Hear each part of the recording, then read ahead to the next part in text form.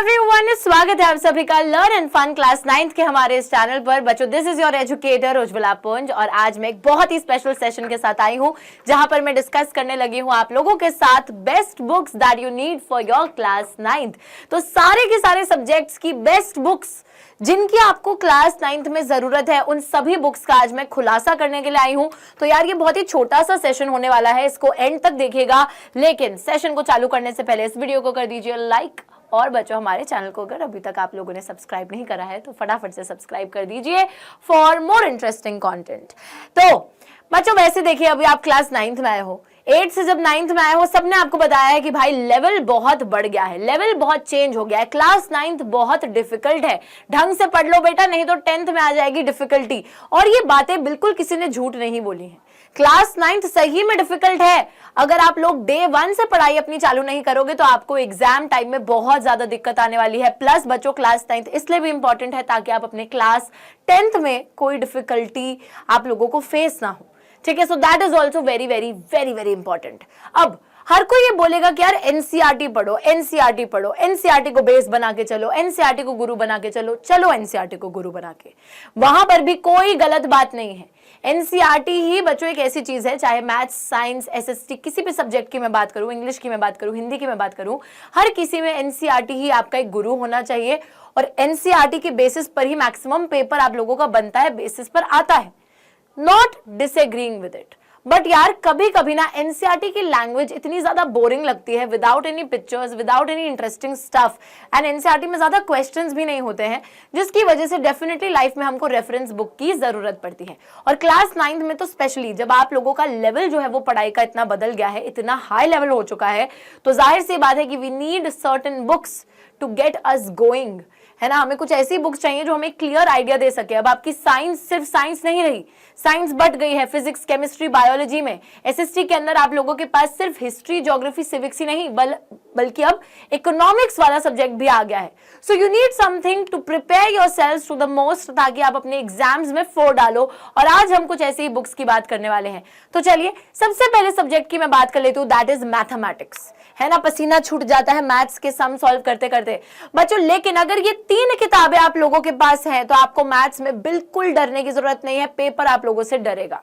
तो अगर आपके अंदर मैथ्स का फियर है तो बच्चों ध्यान रखिए, सबसे पहले तो अपनी एनसीईआरटी को कंप्लीट कीजिए। मैं यही बोलूंगी अभी भी कि your basic book, your Guru should be your NCERT book. NCERT के मिसलेनियस क्वेश्चंस, एनसीईआरटी के एग्जांपल्स, एनसीईआरटी की एक्सरसाइजेस, एक भी क्वेश्चन मत छोड़ो। और जब एनसीईआरटी को पूरा ब्रश अप कर चुके हो तो एनसीईआरटी की एक और किताब आती है एग्जाम्पलर, उसमें बहुत ही अच्छे एग्जाम्पल्स दिए होते हैं, उसको भी करिए। और यार सबको पता है, सबके मैथ्स के पापा आर.डी. शर्मा की जो किताब आती है वो हमको बिल्कुल अच्छे से प्रैक्टिस करनी है, क्योंकि बच्चों एक तो इसमें there are a variety of questions, और आर.डी. शर्मा के क्वेश्चंस का जो लेवल है वो बहुत ही तगड़ा होता है।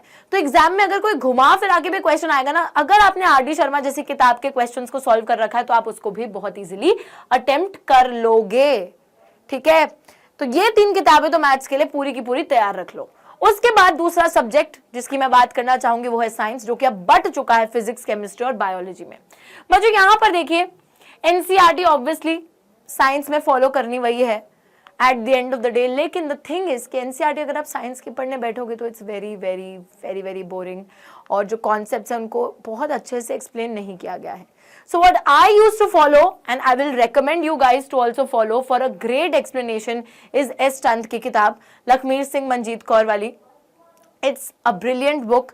उस बुक के अंदर आप लोगों को ऐसा लगेगा कि चैप्टर्स बहुत लेंदी हैं, लेकिन जब आप उनको पढ़ने लगोगे वो इतनी इजी और इतनी अच्छी लैंग्वेज में दिए गए हैं कि आपको साइंस बहुत ही आसान लगने लगेगी। मैंने बच्चों 9th में जब खुद से भी पढ़ाई करी थी तो मैंने एस चंद की इस किताब का इस्तेमाल करा था, और मैं सही में बता रही हूँ, like there was no one to guide me at that time. मेरे लिए काफ़ी डिफिकल्ट था, बट येस स्टिल मैं सिर्फ उस किताब के बेसिस पर ही कॉन्सेप्ट को समझ पाती थी, बल्कि मेरी साइंस वीक थी। मेरा एसएसटी स्ट्रॉन्ग था ना, साइंस वीक थी, फिर भी इस किताब के थ्रू मैं साइंस अच्छे से समझ पाती थी। तो it's a very nice book if you need a detailed explanation of something. Science के आप एग्जाम्पलर भी ले सकते हो, उसमें अच्छे क्वेश्चंस वगैरह आपको मिलेंगे, that is also recommended. And also science की एक सुपर सिंप्लीफाइड करके किताब है, वो भी आप खरीद सकते हैं, जहाँ पे सही में मतलब नाम जैसा है ना सुपर सिंप्लीफाइड, तो सुपर सिंप्लीफाइड तरीके से कॉन्सेप्ट्स वगैरह दे रखे हैं, बहुत सारे मोस्ट रिपीटेड क्वेश्चंस जो होते हैं उनकी प्रैक्टिस आप कर पाओगे इस किताब के जरिए, तो दैट इज ऑल्सो रेकमेंडेड।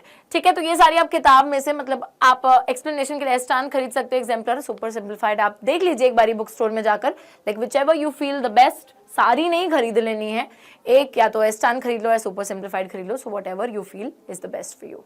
ठीक है, नहीं तो दोनों खरीद लो, दोनों अच्छी लगे तो दोनों खरीद लो, कोई दिक्कत नहीं है। नेक्स्ट हम आते हैं मेरे सब्जेक्ट पर, which is social studies, social science. और बच्चों सोशल साइंस के लिए तो गुरु मंत्र एक ही है, एनसीईआरटी, क्योंकि एनसीईआरटी के बाहर कुछ नहीं आता है। बट एनसीईआरटी के अंदर बहुत बोरिंग लैंग्वेज में, बहुत डिसइंटरेस्टिंग लगेगा आप लोगों को एनसीईआरटी से पढ़ना। So I would highly recommend a book called together with. Together with एक बहुत अच्छी किताब है अगर आपको चीज़ों को बहुत सिंप्लीफाइड तरीके से पढ़ना है। हर चैप्टर के अंत में एक माइंड मैप भी दे रखा है, जहाँ पे एक पूरा चैप्टर समराइज भी आप कर सकते हो। साथ ही में जैसे अब आजकल क्या होता है हमारे एग्जामिनेशंस के अंदर, picture based questions, assertion reason questions, ऐसे अलग अलग टाइप के क्वेश्चंस आते हैं, तो ये अलग अलग टाइप की क्वेश्चन प्रैक्टिस भी टुगेदर विद में दे रखी है। So it's a very great book अगर आपको एक डिटेल्ड नॉलेज चाहिए, हर चैप्टर के सिंप्लीफाइड नॉलेज चाहिए, इंटरेस्टिंग तरीके से उसको पढ़ना है, और अगर आप लोगों को एक तरीके से बहुत सारे क्वेश्चंस को प्रैक्टिस करना है, सो together with is the best. ठीक है, टुगेदर विद खरीद सकते हैं आप, या फिर अगर आपको सिर्फ क्वेश्चन प्रैक्टिस के लिए चीजें चाहिए तो आप ओसवाल की किताब भी खरीद सकते हैं। It's like one and the same purpose, Oswaal की ले लो या टुगेदर विद की ले लो, just choose one amongst them. ठीक है, और फिर मैं लास्ट सब्जेक्ट भी यहाँ पर आती हूँ, दैट इज इंग्लिश। अब इंग्लिश के अंदर बच्चों आप लोगों के लिटरेचर, ग्रामर, हर चीज की किताब एनसीईआरटी की जो है उसी को ही पढ़िए। But there is one book if you need for your question practice या फिर आंसर्स। मेरे को ऐसा लगता है कि इंग्लिश के अंदर ना हम लोग चैप्टर तो समझ लेते हैं, बट हमें ये नहीं पता होता है कि इस पे कैसे क्वेश्चंस बन सकते हैं और कैसे आंसर्स हम लोगों को लिखने हैं। तो उसके लिए it's best if you buy a book which will actually make you practice the questions and answers, and for that I would highly recommend you Oswal की जो बुक इंग्लिश की आती है। ठीक है, so you can go for that, you can buy that book and it will really help you. Alright, so I hope बच्चों कि आप लोगों को इस सेशन से मिली हो मदद। जरूर मुझे बताइएगा कमेंट सेक्शन में कि कौन कौन सी किताबें आपके पास ऑलरेडी हैं या फिर कौन कौन सी इनमें से आप खरीदने वाले हो। I will see you guys next time, have a great day, bye bye, take care.